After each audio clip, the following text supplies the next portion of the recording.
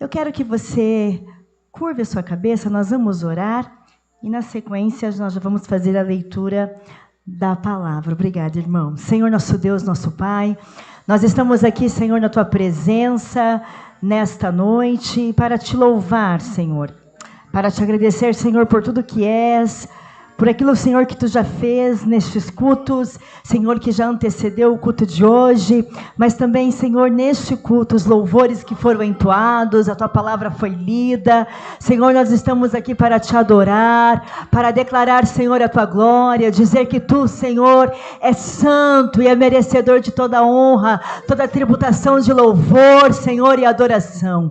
Pai, nós estamos na Tua casa e queremos mais uma vez, Senhor, convidar o Teu doce Espírito Santo. A casa é Tua, Pai, e Tu tem liberdade, Senhor. Olha para nós com o Teu olhar de misericórdia, nos alcança e recebe o nosso culto oferecido nesta noite. Assim que nós oramos, crendo, agradecemos em nome de Jesus. Amém. Amém. Eu quero pedir para que você abra a tua Bíblia. Nós vamos fazer uma leitura no Evangelho de João, capítulo de número 6. Nós vamos ler João, capítulo de número 6. Evangelho segundo João. Evangelho de João, capítulo de número 6. Nós vamos ler alguns versículos. Do versículo 1 a seguir.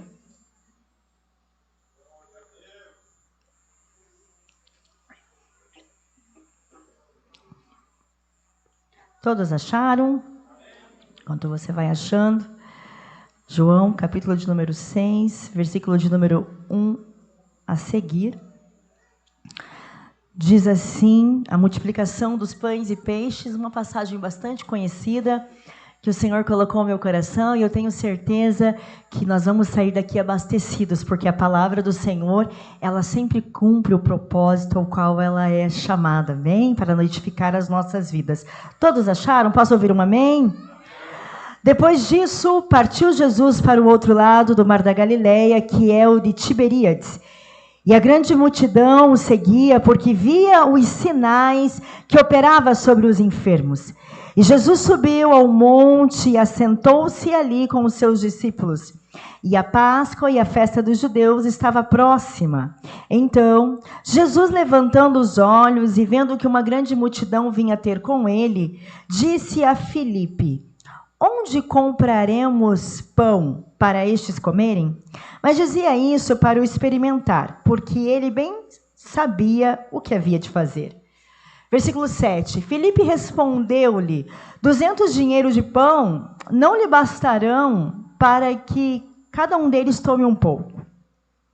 E um dos seus discípulos, André, irmão de Simão Pedro, disse-lhe: está aqui um rapaz que tem 5 pães de cevada e 2 peixinhos.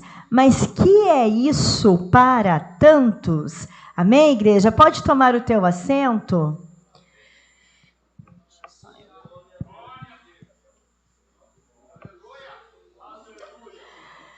Eu estava conversando com o Senhor e na semana passada o Senhor tinha colocado essa palavra ao meu coração, me chamou a atenção, e eu quero repetir este versículo 9 que nós lemos aqui, na versão a NVT, diz assim: aqui está um rapaz com 5 pães de cevada e 2 peixes, mas que adianta isso para tanta gente? E esse versículo, ele me chamou muito a atenção dentro desse texto, e o Senhor tem uma palavra para a tua vida e para a minha vida nesta noite. E eu entendo que este menino, ele tinha com ele a matéria-prima de um milagre. E eu quero que você repita comigo nesta noite, para que a gente fique bem animado, acordado, e dentro do propósito ligado com aquilo que o Senhor quer falar conosco. Diga comigo, repita comigo por gentileza. Dentro da minha vida, dentro daquilo que o Senhor me deu, eu carrego comigo a matéria-prima do milagre que a minha casa, que a minha família, que a minha vida precisa. Nós carregamos a matéria-prima do milagre, muitas vezes não entendemos que carregamos, pastor José, esta essência da matéria-prima desse milagre.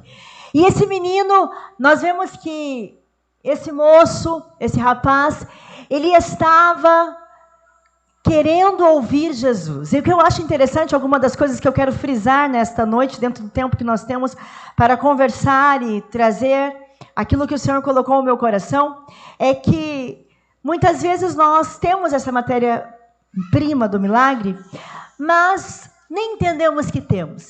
Esse menino, ao que parece, dentro desse contexto, ele era um menino que, diante de toda aquela população, diante de toda aquela multidão, porque eram mais de 1.000 homens que estavam ali, nós vamos ver ao final do texto, que 5.000 homens foram alimentados por este alimento que esse menino conduzia ali como matéria-prima desse milagre, e nós vamos ver que, a princípio, num primeiro momento, este menino, igreja, este jovem, numa situação vantajosa. Numa situação, em relação aos demais, ele estava na vantagem. Em relação aos demais, ele tinha algo a mais, ele tinha um plus em relação a toda aquela população, em relação a toda aquela multidão. E o Senhor falou comigo, tem algumas coisas que destacam dentro deste texto a condição deste jovem, deste rapaz. Primeiro, este rapaz, ele não tinha pressa em se apartar da presença de Jesus. Como assim, irmã Idênia? Subentende-se que, a partir do momento que ele vai escutar Jesus, e que esse rapaz, ele carrega um alimento, é porque ele entende que poderia demorar, que ele poderia sentir fome, e que aquela fome ele precisava se preparar. Então nós vemos que era um rapaz que ele estava preparado para estar diante da presença de Jesus, para estar diante dos pés de Jesus, sem pressa em se apartar. Eu não sei como você chegou aqui nesta noite, você está numa sequência de cultos, você está numa sequência de buscar a presença de Jesus, mas eu quero te dizer, presta bem atenção nesta noite, eu quero te dizer que Jesus conhece o teu coração, Jesus conhece como você chegou aqui, Jesus conhece como você adentrou a casa, Jesus conhece o que você veio buscar, do que você precisa se alimentar, do que você tem fome nesta noite, e Ele conhece aquilo que você nem sabe que tem. Porque eu imagino que aquele menino, quando ele começou a ouvir Jesus, porque havia sinais, nós sabemos que aonde Jesus estava, havia cura, havia milagres acontecendo, pessoas seguiam Jesus por aquilo que Jesus podia dar. Pessoas seguiam Jesus, muitos ali nem sabiam do que Jesus representava dentro da profecia. Dentro do silêncio profético, que o povo judeu esperava o cumprimento da promessa de um libertador, de um Messias. Muitos nem se atentavam, mas muitos seguiam por causa dos sinais do milagre, por causa dos sinais dos benefícios que Jesus trazia. Então havia uma multidão, e eu falo sempre que numa multidão nós precisamos ficar atentos, porque uma multidão ela sempre também traz alguns prejuízos. Aonde tem multidão tem curiosos, sim ou não? Sempre tem curiosos junto numa multidão. Quer ver uma coisa? Você está ali, vê na estrada, de repente você está chegando, vê tudo bloqueado, e você começa a ver ali num acidente que acontece, uma multidão começa a cercar, e às vezes as pessoas que estão encarregados, bombeiros, SIAT, médicos, eles já começam a colocar faixas de isolamento para que possa guardar aquela real situação da multidão. Porque nem todo mundo que acompanha uma massa no meio de uma multidão tem compromisso em ajudar. Tem compromisso em somar, tem compromisso em beneficiar. Numa multidão contém um tanto de curiosos. Outros, e agora está muito comum, você vê vídeos de pessoas que estão morrendo, precisando de ajuda, e tem alguém fazendo o quê, igreja? Sempre filmando, fotografando, postando. E às vezes até nós vemos surgir alguns ambientes, irmã Ivanilde, de discussões. Em vez de ajudar, cadê o teu coração? Cadê a tua consciência? Tem coragem de estar filmando? Porque multidão está inserido nela pessoas que não têm compromisso em ajudar, em somar. E Jesus sempre estava seguido por multidões. Pessoas que queriam ver realmente se ele era capaz de cumprir, de ser eficiente em curar, em realizar alguns milagres. Pessoas que queriam testificar, pessoas que queriam ver. Pessoas que não acreditavam nos bons rumores que ouviam daquele Messias. E que queriam acompanhar. E aqui não era diferente. Mas a Bíblia diz, e nós começamos a ler ali no capítulo 6, que Jesus tinha atravessado para o outro lado da Galileia. E mesmo atravessando, uma grande multidão o seguia. E a Páscoa, que era uma festa dos judeus tão significativa, que trazia um significado desde que o povo saiu do Egito, e o povo então cultuava, comemorava através da Páscoa a libertação do povo de Israel do jugo da escravidão do Egito. E Jesus sabia de tudo isso que estava acontecendo. E de repente, Jesus via toda aquela multidão. E eu acho interessante que Jesus, ele se preocupa com aquilo que muitas vezes ninguém se preocupa.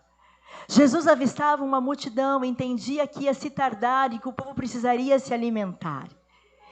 E eu acho interessante que Jesus, sabedor de todas as coisas, porque sobre ele estava o poder da onisciência, da onipresença e da onipotência.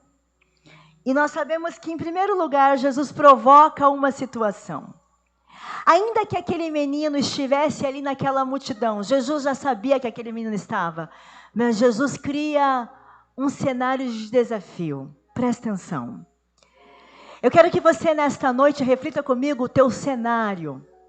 Qual é o meu cenário, irmã Edene? É a tua realidade. É a realidade da tua vida.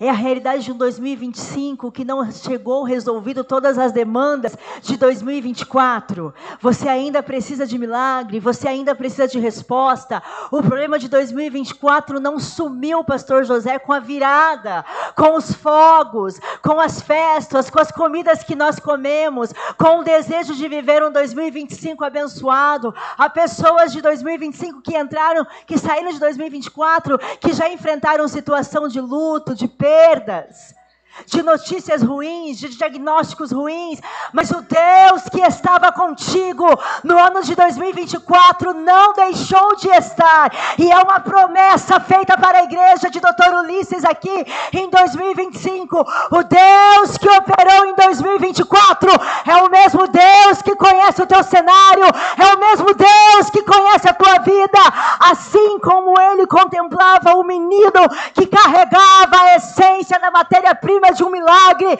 é o mesmo Deus que contempla a tua vida nesta noite. Ele me anda lá, massurias.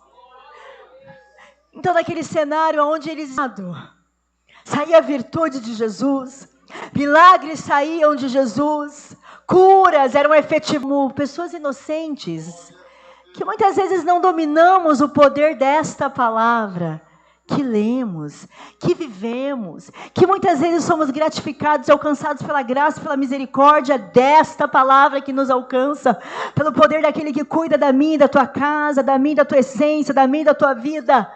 Quantas vezes nesse cenário, Jesus também cria alguns desafios. E será, igreja, que Jesus não sabia o que aquele povo precisava?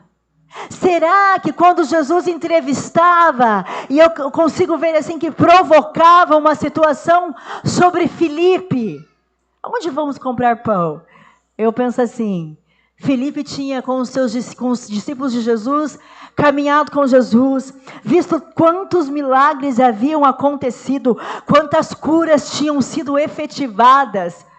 Eu fico imaginando Filipe querendo responder Jesus e talvez, de uma forma mais grotesca, mas se contendo dentro dele.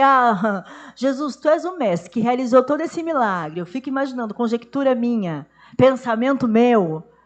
Se Jesus que fez esse tanto de milagres não sabe o que vai fazer, quanto menos um simples mortal como eu.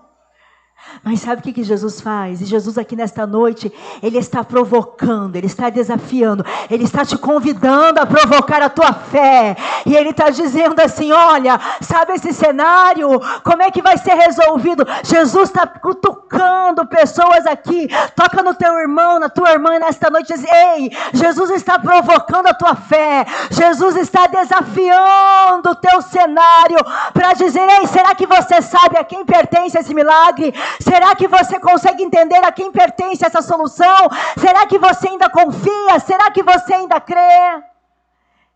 E é tão difícil quando a gente olha, né? É igual o cenário de Joquebede. Ela gerou Moisés debaixo de um decreto de morte. Tanto tempo que Moisés poderia nascer. Tanto tempo que Moisés poderia vir, um menino desejado. Tanto tempo que... Teria tanto tempo, de repente, para Joquebede, a mãe de Moisés, ficar grávida. Talvez invertesse a ordem, Miriam, sua irmã, viesse, né, antes ou um pouco depois, mas tinha que ser debaixo de um decreto de morte. Sabe o que eu vejo? Eu vejo Deus que cuida de mim, da tua história, permitindo algumas situações embaraçosas para provocar a nossa fé. Talvez a gente fale assim, olha, será que não poderia acontecer essa situação num outro momento, Senhor? Tem que ser justo agora, mas Ele conhece aquilo que precisa ser gerado dentro da minha vida, dentro da tua história, dentro da tua família. Ele tem o controle de todas as coisas. Gerar debaixo de um conceito de morte foi aquilo que Joquebede gerou. Provocações que o Senhor permite na nossa vida para que a nossa fé saia da zona do conforto. E quando Jesus olha para aquela multidão, a Bíblia diz no versículo seguinte, no versículo 6, dizia, mas ele dizia isso para o experimentar, porque ele bem sabia o que havia de fazer. De repente, Felipe respondeu, em outras versões diz 200 denários. Nós sabemos que quando a gente estuda um pouquinho, denário era o pagamento de um dia, de um salário de um trabalhador daquela época. 200 denários. Dinheiros, salários de trabalhadores não cessariam, não seriam suficientes para matar a fome daquele povo. Talvez eu fico pensando que aqueles discípulos andando com Jesus pudessem dizer assim, poxa Jesus, fala logo o que tem que falar, entrega logo, cura logo o que tem que curar, ministra logo o que tem que ministrar sobre este povo, faz logo o que tem que fazer, porque daí assim já não precisa nem milagre de operação de comprar pão, até porque eles não enxergavam aquilo como milagre, eles enxergavam aquilo como necessidade. Eles não entendiam que Jesus multiplicaria o pão. Eles entendiam que tinha muita gente que estava querendo ouvir Jesus, estava querendo ser efetivado, alcançado por aquele milagre, da palavra, da transformação, da cura que Jesus fazia, e que Jesus podia fazer aquilo rapidamente e dispensar aquele povo. Mas presta atenção. Tem coisas que no nosso olhar carnal, tem coisas que no olhar da nossa necessidade, daquilo que nós alcançamos, eu e você alcançamos. Tem coisas que para nós não é necessário. Tem coisas que quando o Senhor comunica para uma liderança da igreja, para algo que Deus traz ao pastor na campanha, no propósito para 2025, que como igreja muitas vezes nós olhamos assim, mas para que mexer nisso? Para que começar a arrecadação para aquilo? Para que mexer nessa área? E o Senhor está dizendo, ei, presta bem atenção, não fique apenas limitado com aquilo que o teu olhar carnal alcança, mas nesta noite diga, Senhor, eu preciso ser alcançado por aquilo que muitas vezes é uma necessidade distante, mas a tua mão tem para me dar o que eu preciso agora, e o que o meu olhar e a minha visão não alcança. Deus é um Deus que está gerando em ti a provocação daquilo que você não vê como necessidade. Filipe começa a conversar com Jesus, um diálogo entra em ação e Filipe começa a conversar com Jesus dentro de um cenário de visibilidade carnal, administrativa. Dinheiro entra, dinheiro soma, mais soma, isso dá quantia e vai seccionar aquela conta, vai solucionar. É uma sanção que precisa acontecer para solucionar uma situação emergente. Isso, mas isso dá tanto, que supre tanto, acabou. Eu acho tão interessante que Jesus é educado. Nós vamos vendo que no versículo 7, Filipe responde, aquele diálogo acontece, e Filipe diz, olha, nem que fosse 200 dinheiro, ainda não bastaria, não seria necessário. E Deus falava comigo,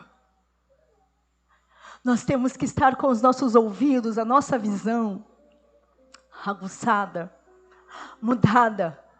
Às vezes nós agimos, o homem natural quer dominar a atuação da dependência do homem espiritual. Mas eu e você não fomos chamados para estarmos andando na carne. Eu e você fomos chamados para enxergar aquilo que o Senhor enxerga, para andar naquilo que o Senhor nos faz caminhar. Aquilo que muitas vezes não tem lógica na tua lógica humana, tem o cenário de um novo percurso, de um milagre acessado.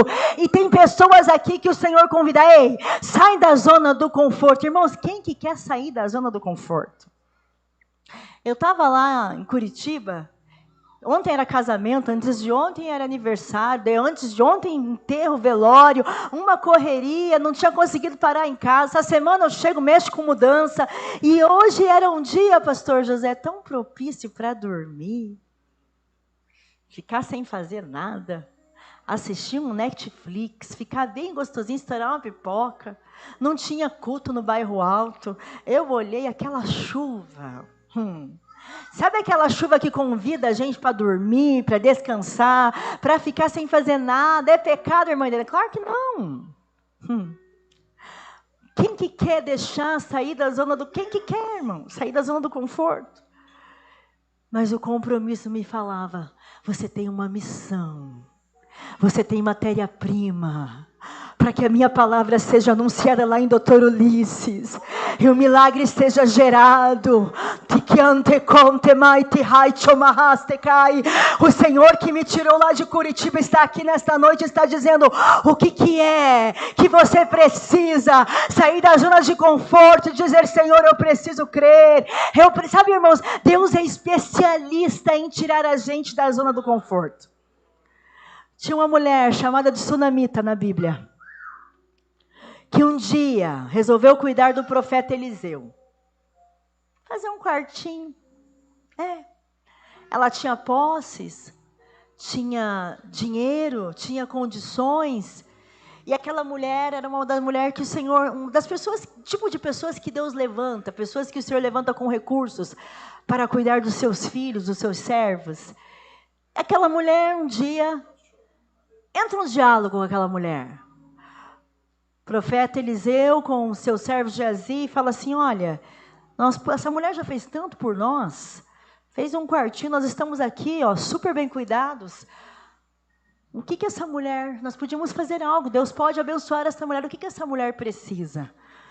Então o servo diz assim, olha, Geazi diz assim, olha, tenho visto que essa mulher não tem filhos. Aquela mulher aparece lá na porta do quarto.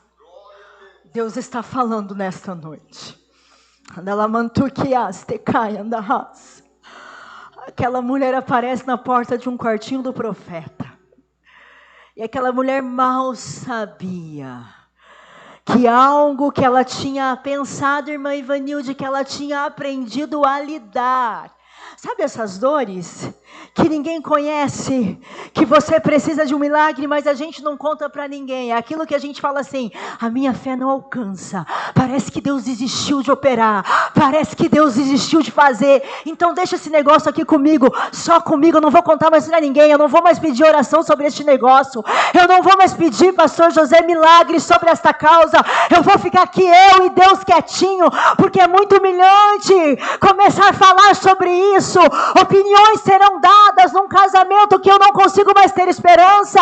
Falarão de um filho que eu já cansei de orar. Senhor, eu não vou mais pedir oração. Ah, Senhor, aquele filho das drogas, aquela situação da empresa em falência, aquilo que ninguém alcança, Senhor, deixa eu deixar aqui comigo, na dor do meu coração, gerado no meu ventre, num ventre estéril.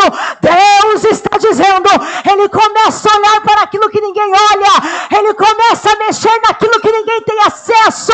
O Deus de causas impossíveis está agindo nesse cenário. Ah, eu vejo graça, eu sinto o cenário do milagre sendo acessado nesta noite.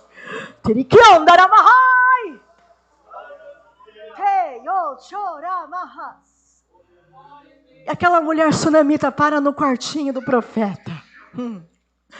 Aquela mulher era estéril, não gerava filhos. Sabe que é algo que Deus me traz? Eu estou arrepiada aqui porque eu sinto uma graça de Deus aqui nesta noite. Sabe o que o Senhor me traz? Sempre que Ele for efetivo numa área de milagre, Deus sempre vai mexer numa área que não produz, numa área que tem dor escondida, numa área que tem uma dor, uma história que a gente não quer mais contar para ninguém, porque a gente cansa de contar algumas histórias que nós não vemos a mão de Deus agir como nós gostaríamos. O nosso orgulho, ele não é projetado para isso. E aquela mulher sunamita, ela para no quartinho do profeta, na porta, e ali o profeta fala com ela que o Senhor visitaria e que ela seria mãe de um filho. Sabe o que aquela mulher fala? Reações parecidas com a que eu e você muitas vezes tivemos no longo dessa história da nossa vida. Ela diz assim: ah, meu Senhor, não brinques, não mintas para esta serva. Sabe o que é isso? Em outras palavras é assim: ah, meu Senhor, não vem mexer nesse negócio não, porque eu já esperei esse milagre, ó. Não é de hoje que eu espero a atuação da resposta do Senhor, e eu já entendi que Ele tem me abençoado com tanta coisa. Olha aqui, ó, profeta, eu estou cuidando de você, eu tenho recursos, eu já entendi que isso Deus não vai fazer e que esta dor está aqui dentro de mim. Eu já aceitei, eu já aprendi. Deus está dizendo: pastor, eu vou descer, me dá licença. Deus está dizendo assim, olha, presta atenção. Sabe aquilo que você já não consegue mais contar para ninguém? Sabe essa história que você já cansou? Deus está mexendo em dores aqui. Deus está mexendo em áreas aqui. Deus está tocando em cenários aonde você já não consegue mais ver a mão da graça, da misericórdia. Esta graça, esta mão de misericórdia tem te alcançado nesta noite. E Deus está fazendo promessas aqui. Aquela mulher disse assim para o profeta: não brinca não, não mente para a tua serva. E o Senhor está dizendo: não, aquilo que Ele mexe, aquilo que Ele acessa, aquilo que Ele fala, aquilo que Ele promete não é como o homem, porque diz em Números 23:19, Deus não é homem para que minta, nem filho do homem para que se arrependa. Porventura falaria Ele, não faria. Tiri contaramashuri andaramahai. Tiriaste conderras. Ah, Ele é especialista em criar provocações dentro do cenário do milagre. Ah, como Jesus gosta de fazer isso conosco. E Deus está entrando em cenários aqui. Que cenário, irmã Edênia? Corações. Deus está entrando em corações aqui. Que ninguém acessou aquilo que você pensou. Que ninguém sabe que você está na ponta da desistência. Da espera do milagre. Quem gosta de esperar aqui? Hã? Teve um tempo na minha vida, fiz 44 anos agora essa semana, mas teve um tempo na minha vida que eu lembro que eu tinha pavor de escutar assim, ó, pastor: o Senhor fala contigo que é para você esperar só mais um pouquinho. Peguei alergia à palavra pouquinho. Porque o tempo de Deus não é o nosso. Então, a minha imaturidade espiritual, pastor, fazia entender, irmã Ivanilde, que o pouquinho era ali, ó, correndo meses, contadinho. E quando eu via o pouquinho de Deus no amassamento, no esmagamento da cana, passa de novo, que quanto maior o esmagamento, maior a essência do perfume. Então, o processo era longo e eu dizia, Deus, eu estou cansada de esperar. E daí eu bati o pé, esperneava, porque ninguém gosta de esperar. Pode ser o crente mais maduro que for, a gente não gosta de esperar.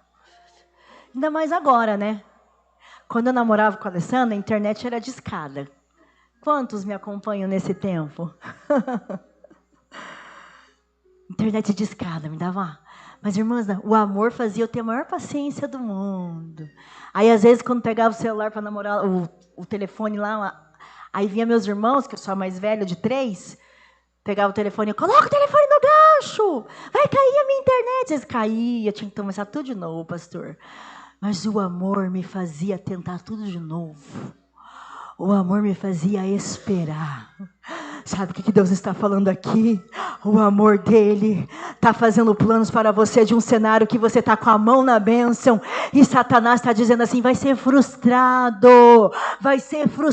Espera, não, sai da fila. E Deus está dizendo assim, não, continua. Porque eu estou contigo, continua. Porque você não está vendo, o meu projeto é maior do que aquilo que o inimigo tem tentado colocar. Voltando para o texto. No versículo 7 diz que Felipe tinha feito a conta. E um grande dinheiro não bastaria. André, sabe, irmãos? Deus está contando com os Andrés no meio da multidão. André está vendo, lógico, o administrador, aquele que é necessário também fazer o cálculo, e está vendo que não vai dar. Mas daí... André aparece e diz assim, ó, seguidor de Jesus, discípulo também, mas ele diz assim, ó, está aqui um rapaz que tem 5 pães. André começa a olhar aquela multidão diferente de como Felipe está olhando. André começa a olhar aquela multidão de uma forma diferente. Ele começa a olhar e diz assim, comida, eu preciso de alguma coisa, comida. E eu fico imaginando que dentro desse cenário da comida, que André começa a procurar no meio daquela multidão. André procura e ele acha esse jovem, um menino. Diga comigo, um menino, mais forte, um menino com 5 pães. 5 pães e 2 peixinhos. Eu acho tão interessante que o Jesus que provocou Felipe, provocou a fé de Felipe, provocou a criatividade de Felipe, o argumento de Felipe. Jesus cutucou Felipe, provocou. É o mesmo Jesus que sabia que André ia chegar com esse menino. Irmãos, presta atenção, quem carrega a matéria-prima do milagre tem alguns desafios. E eu quero rapidamente aqui falar de alguns desses desafios. O primeiro desafio que esse menino carrega, ele tem uma vantagem. Ele tem alimento diante de todos os outros, já é uma grande vantagem, sim ou não? Sim. Só que no meio dessa vantagem, esse alimento que ele carrega, ele tem alimento para si próprio. Porque ele não tinha pressa de se apartar de Jesus, então ele pensa, se demorar, eu não vou precisar sair de Jesus para ir atrás de comida. Eu já tenho comida, então esse menino é um menino prevenido. Mas no meio desse menino ser prevenido, a Bíblia diz que ainda que Jesus tivesse o pleno controle da situação, Jesus deixa os discípulos sentirem um momento de insegurança. Eu acho tão lindo que no Novo Testamento, os discípulos andando com Jesus, o tempo todo, Jesus mostra esse ambiente, ele provoca sempre, antes de operar uma realização de um milagre, ele deixa um cenário de insegurança entre os discípulos acontecer. Está no barco, a tempestade está acontecendo, comendo quase a embarcação, o barquinho de Jesus inteiro. O que Jesus está fazendo? Está dormindo. Manda os discípulos, ensina os discípulos a expulsar demônio. Os discípulos tentam expulsar demônio, não conseguem. Depois Jesus vai lá e expulsa. Jesus o tempo todo mostra para esses discípulos que sem Jesus eles não viverão milagre. Que sem autoridade, a intimidade com Jesus, eles não chegarão a lugar nenhum. E também Jesus nessa noite está dizendo isso para mim e para você. Ei, sem Ele, sem andar com Ele, sem depender dEle, sem olhar pela visão dele, nós não chegamos a lugar nenhum. Então Jesus permite a gente sentir essa insegurança, para a gente não se inchar, e ele não tem que dar uma furadinha em nós, dizer, ei, baixa a bola porque o milagre veio de mim. Então a gente começa a sentir os cenários de insegurança, mas ele nesta noite entra dizendo, ei, eu estou no controle, é eu que vou fazer, só para você entender que sem mim, nada podeis fazer. E nesse primeiro cenário, nós vemos que tem um desafio, carregar matéria-prima. Acha um menino. André apresenta para Jesus e para os demais discípulos. Traz o menino. Gente, não precisava nem ser 1.000, muito mais 5.000. O que faria com 50 homens, 5 pães? Mas daí eles trazem esse menino. Eles trazem esse menino. E outra, eles já tinham passado horas, a fome, porque uma coisa é quando eu estou com pouca fome. Agora, quando passa do horário de comer, eu vou sentir o quê? Muita fome.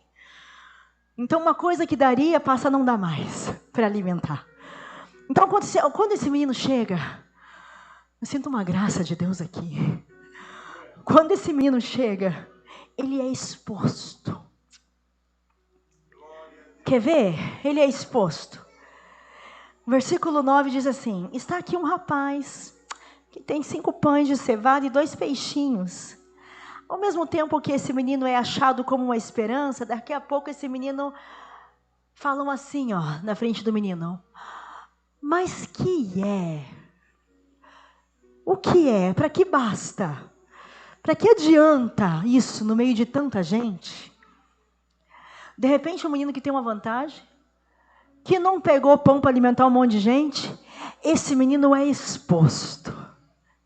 Sabe, irmãos, presta atenção, carregar a matéria-prima do milagre, ser prevenido por querer estar perto de Jesus, requer um preço.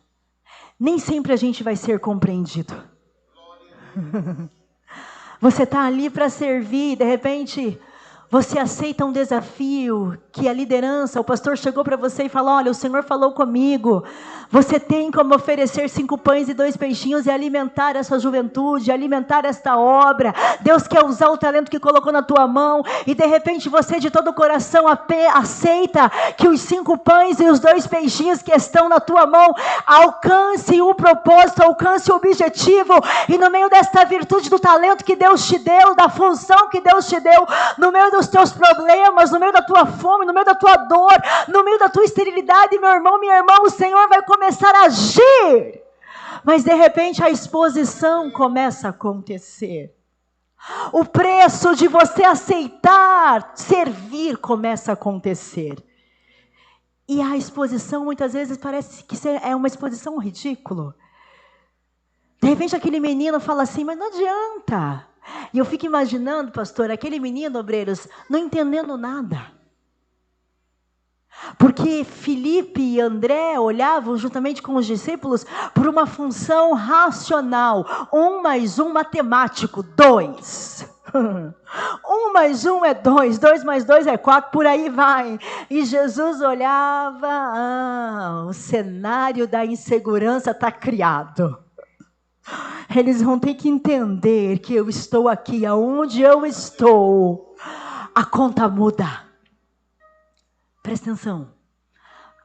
Aonde Jesus está, o óbvio, a conta que é óbvio, não passa mais a ser óbvio. Aquele menino, ele é exposto. E no meio dessa exposição, Deus começa a falar comigo. O fato desse menino estar com a sua própria provisão trouxe uma responsabilidade sobre esse menino. Além dele ser exposto, sem ainda entender o propósito de toda aquela exposição, ele ouviu que aquilo que ele carregava, aquilo que ele tinha, não era suficiente. Às vezes a gente se sente assim. Temos um pouco. Somos achados no meio de uma multidão. Parece que tem tanta gente, irmão Evanilde, que poderia fazer aquilo que a gente faz com muito mais capacitação, com muito mais eficiência. Mas o Senhor olha e nos encontra e nos aponta. Ei, o que você tem me serve. E Jesus está olhando aqui nesta noite. No meio de tantos, no meio das tuas indagações, no meio das tuas inquietudes. Ei, cheguei na igreja ontem, não podia ser outro. E o Senhor está dizendo, ei, aquilo que eu te dei serve, aquilo que eu coloquei na tua mão serve, aquilo que eu coloquei na tua família serve, aquilo que você tem para me oferecer me serve, basta. É com isso que eu vou fazer milagre, com isso que eu vou fazer multiplicação, é com isso que você vai me servir a minha casa, servir o meu propósito me serve. Mas aquele menino começou a não entender. Então de repente o menino que apenas estava se prevenindo, numa responsabilidade, ele começa a ser exposto e entender que aquilo que ele tinha não servia. Mas presta atenção, não servia na visão racional, não servia na visão humana, não servia na visão do óbvio. E Deus está aqui conversando com corações nesse cenário do milagre nesta noite. Está dizendo, ei, você está entendendo por que você não pode tentar entender pela lógica do homem? Porque pela lógica do homem nem aqui você podia estar. Você tinha tanta coisa para fazer no ano de 2024 que você esperava que não aconteceu. O que você está aqui insistindo novamente? O que você está aqui esperando novamente? O que você está fazendo aqui adorando novamente? É pela lógica humana o que o homem diria para você, não bateria você estar aqui. Mas pela lógica de Deus, Ele diz, ei, o que você tem me serve. Os discípulos olhavam com um olhar carnal, mas Jesus olhava aquele menino como operação de um ambiente que Ele provocou no coração de Felipe. Me serve. Segundo quesito. Além de gerar uma responsabilidade, uma exposição emergente, ele ouviu que, ainda que ele ouviu que a sua provisão era insuficiente, Jesus vê aquele menino no cenário, não responde mais ninguém. Sabe o que eu acho interessante? Toda vez que eu estou com um milagre, com algo para esperar do Senhor, eu fico esperando, na minha visão limitada, e às vezes o nosso orgulho humano limitado que nós temos, que Jesus desça, pastor, e me explique o que Ele vai fazer. Não, Jesus. E Jesus fica em silêncio. Não tem aquele da Cassiane que diz, basta somente entender o que Deus... Quando Ele fica em silêncio, é porque está trabalhando, não é? O que manda a gente fazer? É ficar questionando lá no hino? Então, louve, simplesmente louve. Tá chorando, louve. Precisando, louve, não é? Tá sofrendo, louve, não importa, louve, teu louvor invade os... E vai fazendo o quê? Deus vai na frente, cobrando as correntes, Ordena os anjos para contigo lutar. Ele abre as portas para ninguém mais fechar. Ele trabalha para o que nele caminha contigo de noite e de dia. Quantos podem erguer as mãos? Com muito louvor. A igreja pode cantar? Você pode adorar?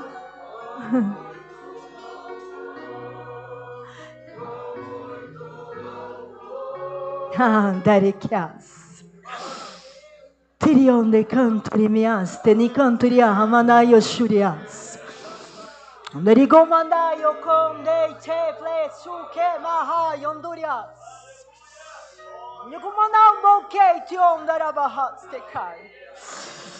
A gente espera que Jesus, ao invés de trabalhar, desça até a nós e comece a conversar conosco. Diz: olha, eu vou fazer assim, fica tranquilo, tá? Não murmura não, meu irmãozinho. Não murmura não, minha irmã. Fica tranquilo porque eu vou fazer assim, eu vou comer. Não, Deus não vai te explicar o que Ele vai fazer. Ele em silêncio começa a operar. Ele cria um cenário da segurança para que a gente entenda que vem dEle o poder, o querer e o efetuar. E que, como diz Romanos 8:28, diz que tudo coopera para o bem daqueles que temem, são chamados pelo seu decreto. Então Ele começa a operar. Ali no versículo nós começamos a ver a operação do milagre. No versículo 10 diz assim: e disse Jesus, Ele está dizendo aqui: mandai assentar os homens. E havia muita relva naquele lugar. Sabe o que eu entendo por esta relva? Eu entendo o cenário perfeito. Havia grama. Havia cenário confortável para sentar e esperar o alimento. Sabe, irmãos, o cenário que nós estamos, às vezes ele parece tão propício para o milagre, mas tudo que a gente não vê é o milagre. Tinha lugar para sentar e comer pão. Tinha espaço para sentar e comer pão, mas não tinha pão. E quando apareceu o pão, apareceu 5 pães. Talvez alguns murmuradores estivessem falando lá para Jesus. Talvez alguns murmuradores estivessem falando para Jesus: olha, Jesus fez tanto milagre, não podia já trazer pão?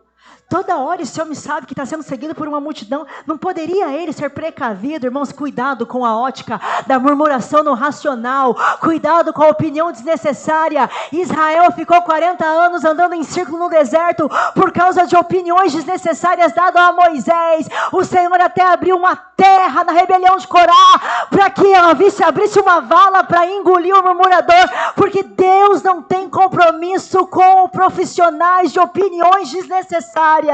Deus tem compromisso com aqueles que estão prontos para viver o cenário do milagre. Lugar, cenário propício, lugar de comer pão. Era só sentar e comer pão. Cadê o pão? Jesus manda sentar. Jesus tomou. Mandai assentar os homens. Havia muita relva. Assentaram-se, pois, os homens em número de quase... Repita comigo. Número de quase... Tá fraco, vocês querem milagre ou não querem? Número de quase... 5.000... Mais forte. 5.000... homens. E Jesus tomou os pães. E havendo dado graça... Ô igreja, de quem que era o pão que Jesus tomou? Do menino que foi exposto no meio da multidão. Eu fico imaginando, talvez tinham alguns esfomeados que podia até querer violentar, bater no menino, uma mãe desesperada porque o filho estava chorando por comida. O menino foi exposto ao risco no meio da multidão, e Jesus tomou os pães daquele menino que foi exposto e disse assim, havendo dado graças, tomou os pães e, havendo dado graças, repartiu pelos discípulos, e os discípulos pelos que estavam assentados, e igualmente também os peixes, quanto eles queriam. Sabe o que eu vejo? O nosso problema é que a gente está no processo do milagre, ao invés de dar graça, a gente começa a abrir a boca para murmurar. Mas Jesus levantou aqueles pães. aqueles poucos pães e aqueles poucos peixes, Jesus abençoou. Presta atenção, o sentimento de gratidão traz sobre nós o sentimento da bênção. O que está faltando dentro de nós é agradecer. Jesus quer que você agradeça nessa noite. Comece agradecendo. Satanás não suporta, não fica espírito de ingratidão dentro de nós. Quando nós começamos a adorar, a nossa visão muda, o nosso coração sai leve. A gente entra aqui na igreja cabisbaixo, mas a gente sai daqui leve, sai daqui contemplando o milagre. E Deus quer fazer, começa a agradecer. Levanta um ato profético, não é heresia não. Levanta, igreja, levanta comigo a tua mão lá para o céu. Diga: Senhor, pode ficar em pé, levanta a tua mão. Começa a agradecer, diga: Jesus, eu estou aqui, eu vou começar a agradecer. Diga: Jesus, eu estou aqui, eu vou começar a te adorar. Jesus, eu estou aqui e eu estou sendo alvo do milagre. Senhor, parece que não tem nada, parece que a provisão ela não é suficiente, mas eu vou começar a te adorar. Eu te adoro pela cura que eu ainda não recebi, eu te adoro pela porta que ainda não abriu, eu te agradeço, Senhor, pelo marido que ainda não voltou, eu te agradeço, Senhor, pela empresa que está com a situação parecendo que vai falir. Eu te agradeço, Senhor, por esse ministério que parece que está tão árduo. Eu te louvo. Da graça. O Senhor da multiplicação está aqui, mas não existe multiplicação sem gratidão.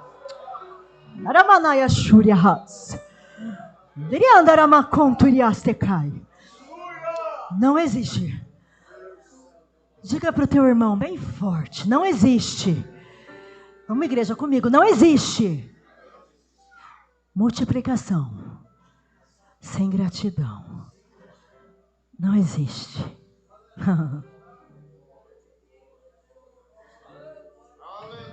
Sabe? É o nosso problema. É o problema dessa geração. A gente abre uma playlist e a gente fala: não quero essa mensagem, essa irmã grita muito, o outro fala muito devagar, não gostei dessa igreja, não gostei da cor da fachada, não gostei da cor do púlpito, não gostei. E nós vamos alimentando o nosso senso de ingratidão, sendo irresponsável com aquele que opera o milagre. Mas o Senhor que opera o milagre diz: ei, deixa eu fazer, só me agradece, para de dar opinião desnecessária, só me agradece, vem comigo no cenário do milagre, mas começa a me agradecer, só me louva, só me adora. Só que tem um detalhe. Sabe os discípulos que Jesus provocou ali um sinal aparente de instabilidade, de insegurança?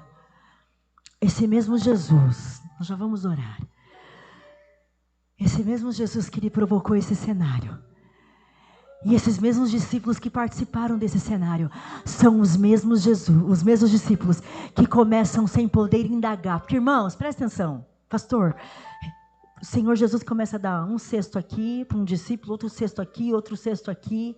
Não dava tempo deles ficarem comparando o tamanho de cesto e olhar: será que vai dar? Tem um pão ali. Nossa, mas não, temos 200 pão, mas não vai chegar para 5.000. Não vai chegar. Não dava tempo de ficar razoando, conversando, dando opinião. Tinha que servir. Sabe qual que é o segredo? É que quando chega a hora do Senhor multiplicar, a gente tem que estar pronto para distribuir, para servir, para ajudar. E Deus está contando com pessoas aqui. Deus quer que você entenda que não é tempo de você conversar se vai dar ou não vai dar, se essa estratégia está certa ou não está, se vai ser efetiva ou não. Deus quer que você receba o cesto nesta noite e comece a distribuir. É hora de servir, é hora de viver a multiplicação, mas tem que servir, tem que ter gratidão, tem que ter distribuição. Começaram a servir, e quando começaram a servir, diz assim a palavra do Senhor para a gente concluir. Diz assim: e quando estavam saciados, disse aos seus discípulos: recolhei os pedaços que sobejaram, para que nada se perca. Recolheram-se, pois, versículo 13, e encheram 12 cestos de pedaços dos 5 pães de cevada que sobraram aos que haviam comido. Deus não trabalha com miséria, Deus trabalha com sobra, Deus trabalha com bonança.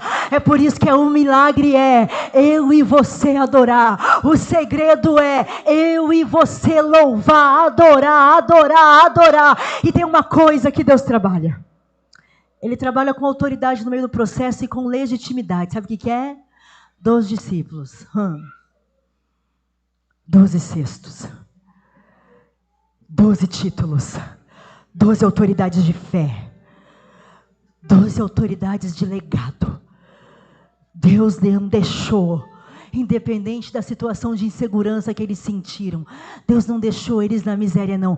Deus deu autoridade para cada um deles, um cesto para cada um deles, entenderem a obrigação, a autoridade, a responsabilidade em servir com bonança. E eu vou fazer o apelo agora, pastor, eu posso? Eu vou fazer o apelo agora e o Alessandro vai orar. E nesse apelo, sabe, o inimigo quer que você venha para a campanha, entra na igreja, sai do mesmo jeito, ou vem mais assim, vem mais ou menos, aí reclama do pregador, reclama do texto, reclama da tema, reclama da campanha, e o Senhor quer hoje que você entenda que Ele olhou para o teu cenário, Ele olhou para o teu coração, Ele acessou como a mulher sunamita, aquilo que ninguém acessava, e o Senhor quer que você entenda, vem para frente você que precisa de algo, e não é para vir para frente para agradar a irmã Edene, é para vir na frente porque você entendeu a autoridade profética que está sobre a minha vida nesta noite e sobre esta campanha e este propósito. Sai do teu lugar, você que precisa de algo que só o Senhor pode fazer. Eu não sei se vão cantar, enquanto cantam, nós vamos te dar tempo. Fecha os teus olhos, começa a adorar. E eu quero pessoas aqui que precisam vir na frente, romper o impossível. Traz a tua semente. Semente sem enterrar no lugar certo, ela não alcança a terra, ela não alcança a raiz. Mas você que precisa, saia porque o Senhor vai dar respostas para pessoas nesta noite.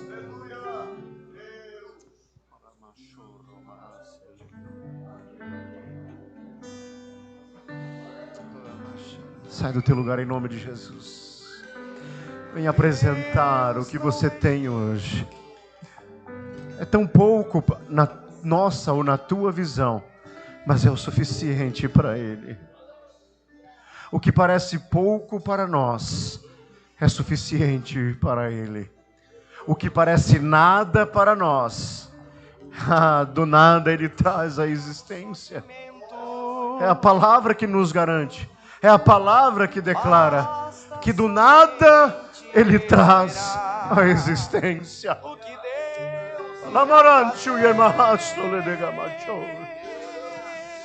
Ele tem, Ele é o dono, Ele faz, Ele cria. Então louve, simplesmente louve, louve. Vem à frente. Nós queremos orar por você nessa noite. Apresentar o teu propósito diante do Senhor.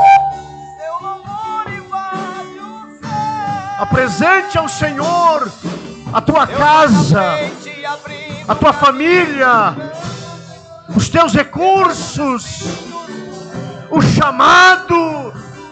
E Senhor, eis-me aqui, cumpre em mim o teu querer e a tua vontade.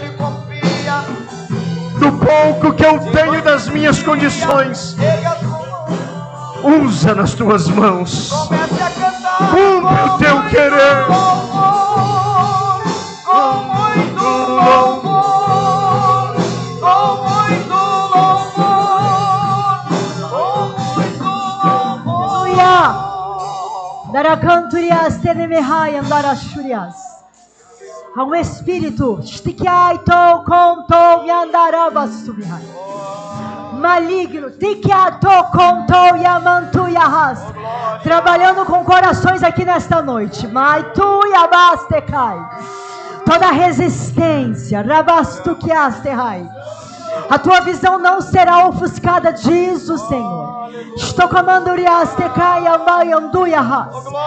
Não será ofuscada por aquilo que o inimigo tem tentado contra a tua vida.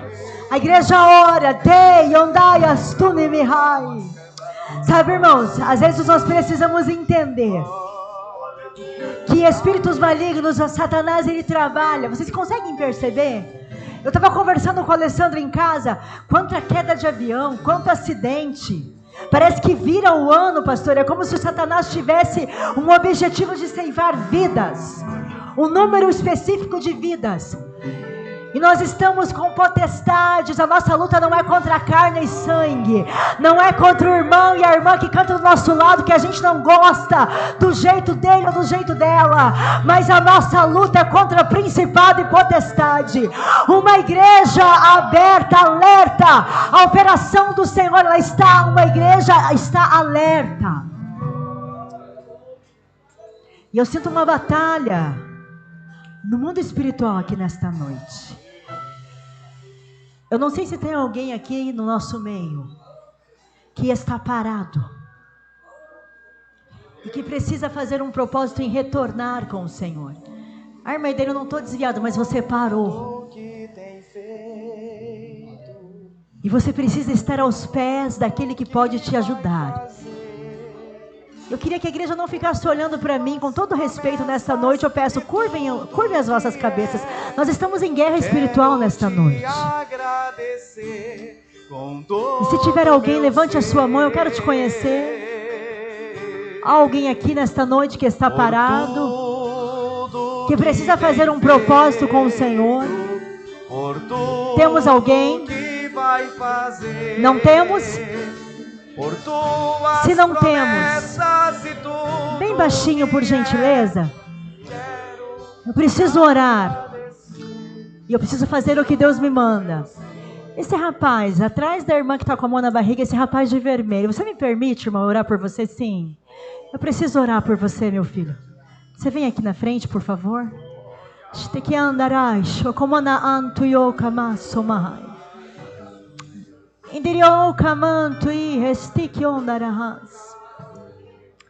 Como é que é teu nome, filho? Você vem aqui nessa igreja? Você congrega aqui? Oi? Lá no Cerrado. O Senhor mostrava o teu coração para mim. Olhe para mim, por gentileza. Alguém aqui pode abraçar? É João, né? Alguém pode abraçar algum irmão? Uma igreja proativa. Isso, obrigada, meu irmão. João, Satanás tem lutado. Olhe para mim, meu filho, por favor. O inimigo tem lutado contra a tua vida. E há um espírito que Satanás tem lutado contra a tua vida. Mas hoje o Senhor vem banir toda a arma forjada contra a tua vida. Todo espírito de morte, todo espírito de opressão maligna não permeará mais a tua vida, não cercará mais. Toda essa tristeza na alma, toda esta angústia que você luta muitas vezes e não consegue entender, receba vida. Receba vida e vida com abundância. Nada que te oprimia, meu filho, continuará te oprimindo. Coloca a mão no coração dele, um obreiro, por gentileza, coloca ali a mão no coração dele. Isso, meu irmão, coloca a mão no coração dele, por gentileza. Esse jovem mesmo, isso. Coloque a mão no coração dele. Eu ministro vida. Toda fúria, toda seta, toda contrariedade, todo espírito de morte que rondou a tua vida, perde forças em nome de Jesus. A igreja pode dizer uma vez? Nós vamos orar. E se há mais alguém que precisa vir à frente, não permaneça no teu lugar. Não venha para me agradar, mas não permaneça no teu lugar. Irmão, a atuação aqui ela é profética. É uma oração com um propósito. E nós estamos orando aqui, porque a tua vida vale muito, a tua alma vale muito, a tua família vale muito. E todo espírito que quer oprimir, uma igreja posicionada em Dr. Ulisses, traz vida para esta cidade, traz vida para uma nação, traz vida para um bairro. E Deus quer usar esta igreja aqui na terra, amém, igreja?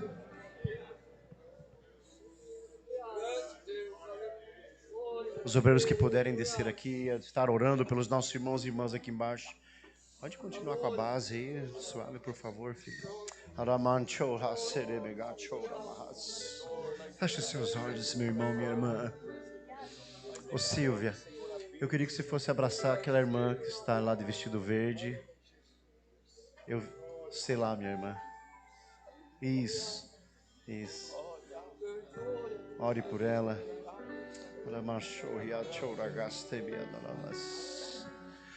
Feche seus olhos. Enquanto os obreiros vão descendo aqui, orando e abençoando os nossos irmãos e irmãs que já vieram, que estão aqui à frente. Nós vamos clamando e você vai clamando e apresentando o teu propósito, a tua causa diante do Senhor.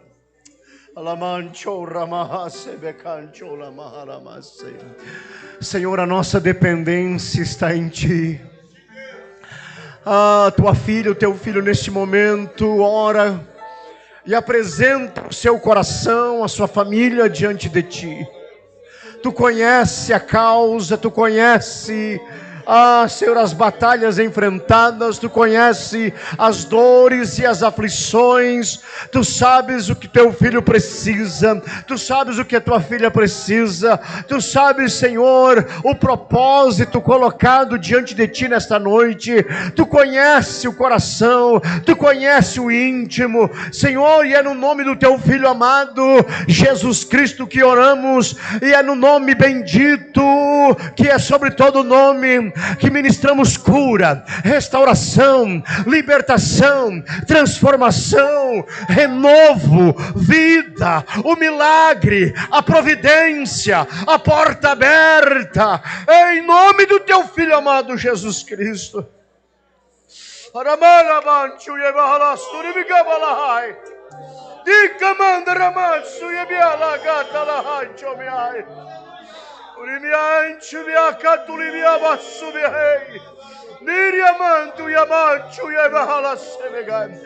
Senhor, guarda, protege, sustenta, fortalece, reanima, revigora, enche com teu Espírito.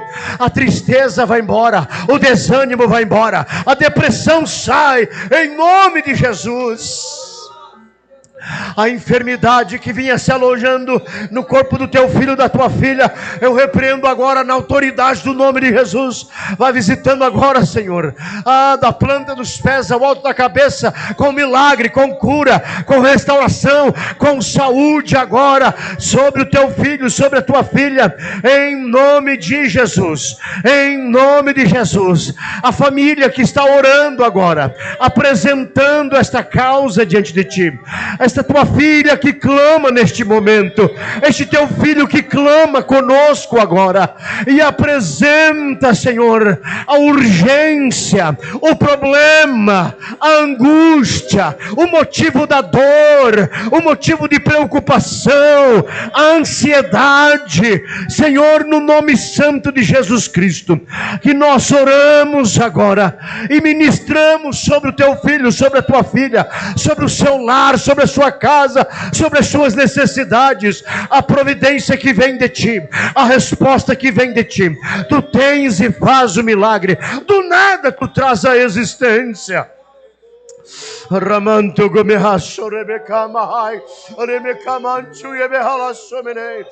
Senhor, aquilo que o teu filho está apresentando agora, Tu tens poder para mudar esta situação. Entra lá neste lar, entra lá nesta casa, entra neste casamento, entra no relacionamento familiar, entra nesse relacionamento conjugal.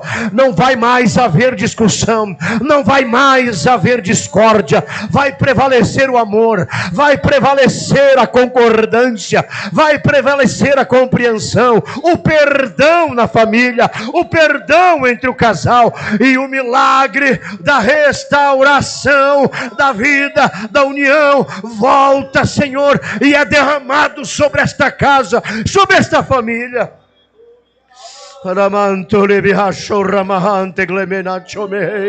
Espírito Santo de Deus flui, Espírito Santo de Deus visita, Espírito Santo restaura. Fala aos corações aflitos agora, vai arrancando todo o mal, tira agora pelo poder e autoridade do nome de Jesus Cristo. Muda esta situação, muda o quadro. Olha o ministério que tu confiaste a tua filha, ao teu filho. Senhor, tempo de despertamento, tempo de avivamento, tempo de produzir, tempo de servir, tempo, Senhor, de servir a tua igreja, aos necessitados. Meu Deus, continua conduzindo, continua provendo, continua movendo, continua agindo. O teu despertamento vem sobre esta tua filha, sobre este teu filho, as crianças, adolescentes, jovens, adultos e idosos, cheios do teu Espírito, cheios da tua graça, cheios de autoridade, cheios da tua unção, cheios de ousadia. Planos, sonhos, projetos que são colocados diante de ti. Senhor, traz a resposta. Os recursos tu tem, a porta tu tem já aberta, e o teu nome, Senhor, será glorificado mais uma vez na vida do teu filho, da tua filha, em nome de Jesus, em nome de Jesus, para a glória do teu nome, para a glória do teu nome, para a glória do teu nome, para a glória do teu nome, Senhor, em nome de Jesus. Em cada uma das congregações aqui representada, em cada canto deste município, a tua bênção, crescimento, desenvolvimento desta cidade, deste município como um todo, nós abençoamos, Senhor, em nome de Jesus, as autoridades constituídas, prefeitos, vereadores, Senhor, em nome de Jesus. Meu Deus, cada secretário desta cidade, cada pessoa que desenvolve um papel de autoridade, o teu servo, pastor José, Senhor, com a sua esposa, os obreiros, os pastores, Senhor, abençoa, usa com autoridade, que fique marcado neste tempo com a tua unção, com o teu poder, com a tua graça, Deus bendito e santo, na população de forma geral, a tua bênção, porque aonde o Senhor está, tem bênção, tem crescimento, tem prosperidade, tem resposta em todas as áreas. Meu Deus, e se o teu povo prospera, a cidade onde está o teu povo também prospera. Continua salvando, Senhor, continua movendo, continua realizando, fazendo abundância